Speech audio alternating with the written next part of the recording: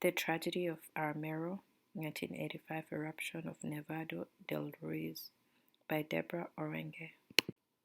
The objectives will be describe the disaster, identify and describe barriers and mitigators affecting the ability of the public health community to respond effectively, identifies and discusses at least two lessons learned by the public health community that can be carried forward to future responses.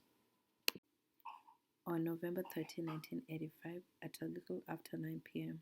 local time, Nevado del Ruiz, a volcano about 130 kilometers from Colombia's capital city of Bogota, erupted, spewing a violent mix of hot ash and lava into the atmosphere.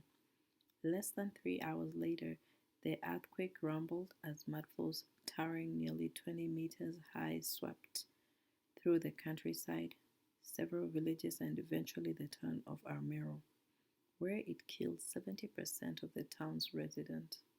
All told, these mudflows called lahars killed more than 23,000 people. This was Colombia's worst natural disaster, the second deadliest volcanic disaster of the 20th century, behind the 1902 eruption of Mount Pelée in Martinique, and the fourth deadliest in recorded history.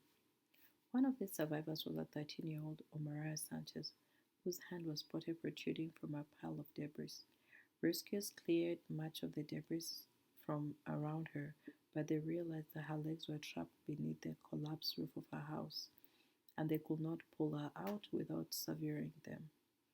The rescue was complicated by the fact that much of her body was underwater, and whenever the rescuers pulled her, the water flooded around her, risking death by drowning. Divers discovered that her legs were trapped beneath the brick door and her dead aunt's arm were clinging to her. Over the course of the next 3 days, she was given food and drink and even agreed to be interviewed and photographed. She was positive at first, but during the third day, she started hallucinating. By the time photojournalist Frank Freneur arrived on the scene and captured an iconic photograph, her eyes were red, her face swollen, her hands were whitened from the onset of gangrene and hypothermia. She died 3 hours later. Public health response. The public health response to the tragedy of Armero faced significant challenges, and there were notable barriers and facilitators in addressing the aftermath of the disaster. Media reports, as well as formal reports from agencies like WHO and local government bodies, provide insights into the response effort. Barriers. Lack of early warning systems. One major barrier was the absence of effective early warning systems to alert the residents about the impending danger. The eruption occurred late at night, catching many people unaware and leaving little time for evacuation. 2. Communication breakdown. Communication breakdown between the local authorities and the national government contributed to delays in mobilizing resources and coordinating rescue efforts. The lack of coordinated communication strategy hindered the timely deployment of medical teams and essential supplies. 3. Limited resource and infrastructure. The affected region faced challenges in terms of limited resource and inadequate infrastructure. The scale of the disaster overwhelmed local healthcare facilities, and the remote location made it difficult to rapidly transport medical personnel, equipment, supplies to the affected area. Facilitators. International assistance. Despite challenges, international assistance played a crucial role in the response. Various countries and international organizations provided aid, including medical teams, supplies, and financial support. This collaborative effort helped augment the local response. 2. Post-disaster health interventions. In the aftermath, there were efforts to address public health issues, including the provision of healthcare services, psychological support, and disease prevention measures.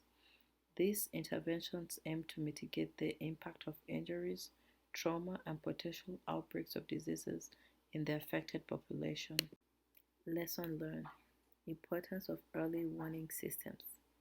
The tragedy underscored the critical need for effective early warning systems in volcanic prone areas. Subsequent disaster response have emphasized the development and implementations of early warning mechanisms to provide timely alerts to at-risk populations. 2. Enhance coordination and communication. Improve coordination and communication between local, national, and international entities are vital for an effective public health response. Establishing clear communication channels, streamlined decision-making process, and regular training exercise can enhance preparedness and response capabilities. In conclusion, the tragedy of Armero highlighted the complexities of responding to volcanic disasters and revealed the critical lessons for the public health community. The need for robust early warning systems, effective communications, and coordinated response efforts are central to minimizing the impacts of such catastrophic events in the future. The disaster also emphasizes the importance of global collaboration and resource mobilization to support affected communities and strengthen public health resilience. These are the references for this presentation. Thank you.